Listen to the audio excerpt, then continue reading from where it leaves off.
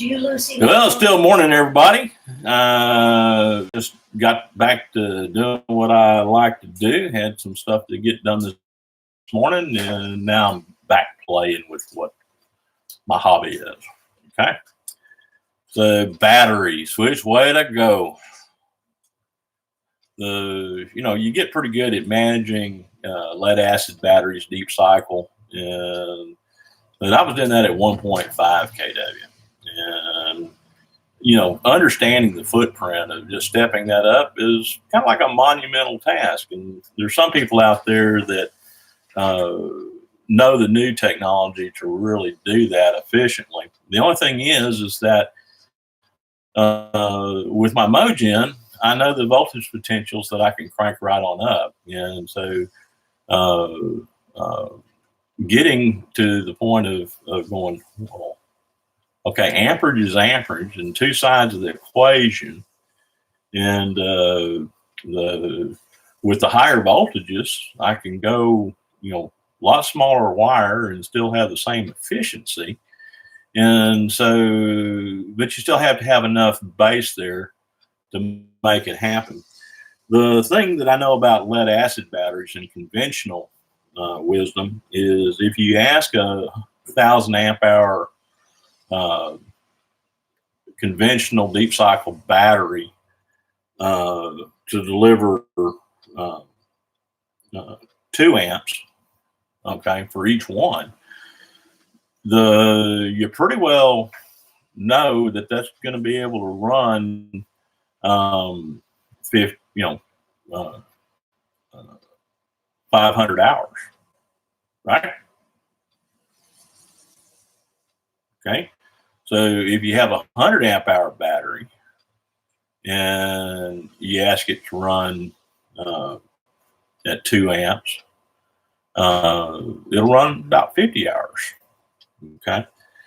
The problem starts coming in is when you don't have the infrastructure to make that happen when you're going to a 15 kW inverter. And you have to understand that, yeah, we all like to have a little reserve, but this has already got the reserve in it. This will pull for 4 hours, 17.5 kilowatts. Okay, do it for 4 hours, works fine, and it overheats and shuts itself off at that, but no damage is done. It's got the temperature sensors already built into it. So it's the inverter itself has already got a pad built into it. And so, yeah, we always try to reduce, 80%. That's the way I was raised. You find out what it'll do, and then you back it off about 25%. And everything works out pretty good over time. And, when you're even looking at lead acid batteries, that's pretty much the way it works. But in this system, to get that up there at a 2 amp draw, with conventional 1,000 amp deep cycle batteries, that's 144 batteries. Okay. When you do the calculations in tons, that's over 8,000 pounds or 4.32 tons of batteries. Okay. But the pricing seems to work out. Okay. And so there's several ways to skin a cat, and that's what we're looking at doing. And so having the mass of the ass to line it up perpendicular with the angle of the dangle is, what I'm looking to do. I actually have a room to do 144 batteries. Really don't want to, but to reach the goals, to get there, it ends up being 2.170 amps per battery at full load is what the inverter will do. So then it comes into battery management systems and other things. There's so many things to look at. So I'm looking at which way to go. I like to look before I totally leap, but I'm really proud that I looked and shopped and made modifications to an existing inverter that'll suit the needs on the front end but want to just take it and look at it conventionally. Okay. The thing is that, yeah, I can make it work for a time with 36 1000 amp hour batteries, but the problem is that the draw on that ends up calculating out to be 8.68 amps per battery. Okay. And that's before any returns to the battery or anything. That's just what it consumes. If I go 72 batteries, then that ends up being 4.34 amps per battery, and the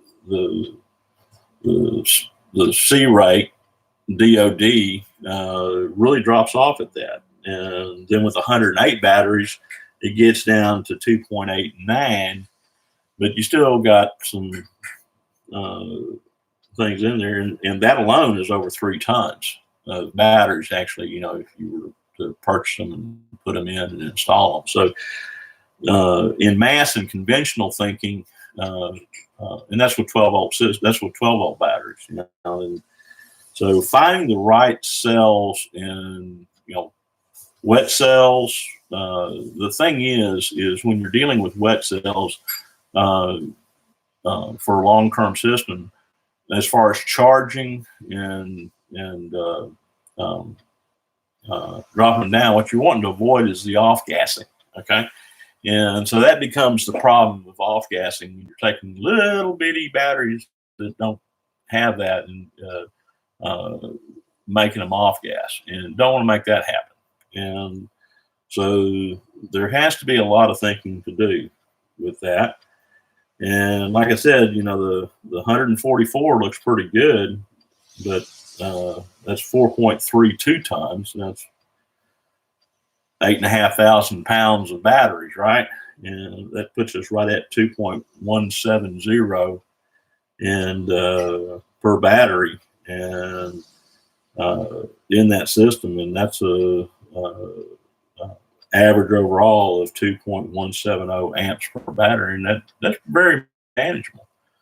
So going up with higher voltages, stacking batteries, which is, you know, typically what they're doing now, and understanding the configurations to get that time up. Like I said, the target that before I put any supplemental power into the system, my target runtime is 216 hours, and that's 9 days of runtime continuously without adding additional power. So that's the approach that I'm looking at to get that done. Conventionally, you know, if you just buy a 1000 amp hour 48 volt Edison cell, that one battery is $48,000, and when you're looking at it, it's just kind of like, oh, cool. But now that may be the way to go, or smaller. I mean, you may be able to do certain. There's lots of tricks to the trade. So the thing is, at this point, I'm reaching out to more experienced people, because, like in the telecoms back in the day, they just had the mass of the batteries there and really didn't have the other tricks of the trade, especially the type batteries they have now. So really looking at the different batteries that are out there.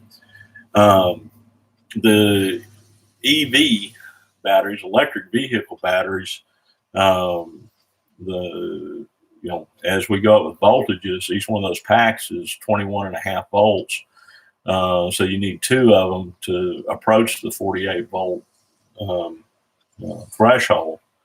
And so, you know, it becomes wisdom in wiring and stepping down and accepting your losses there. But those are looking pretty good. So I'm doing an exploration, do a report back to what we're doing, reaching out and talking to several battery manufacturing to do that, do proposals. Got a budget out there to do it, see what they come up with.